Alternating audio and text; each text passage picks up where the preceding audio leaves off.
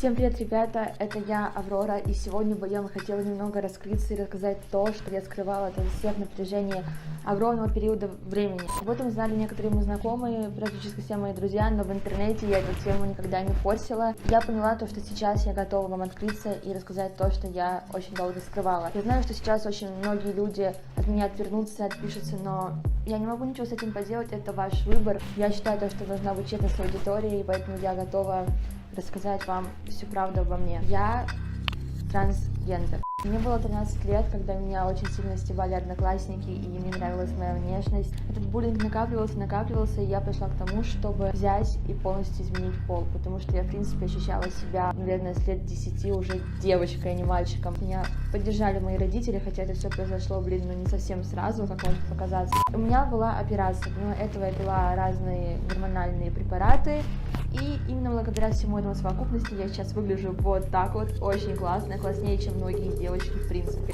Знали ли эту информацию ребята на проекте? Да, знали. Знал ли об этом мой парень? Да, знал. Они сейчас дадут несколько своих комментариев, потому что мне кажется, вам будет очень интересно услышать их мнение. Да, знал. Спокойно, потому что я сам гей, и мы с Кириллом друг друга любим.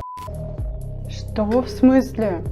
Аврора? Не может быть. Это моя подруга, это первая девушка, с которой я поцеловалась. В смысле, она не девушка? Не может быть, я не верю, что она трансгендер. Она говорила мне, что она девушка. В смысле? Серьезно? Она прям трансгендер? Она сама это сказала? Как ее вообще взяли в хаос? Типа, это же ненормально, это отклонения какие-то психические. Либо я уйду с проекта, либо выгоняете ее.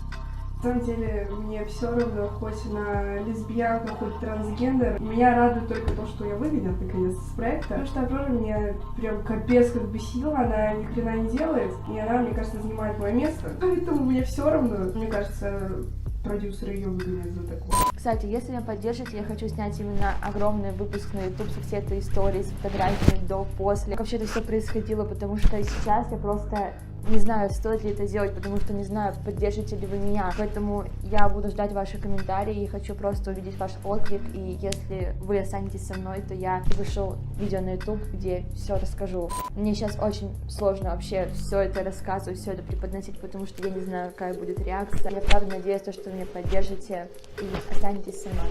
Всех люблю.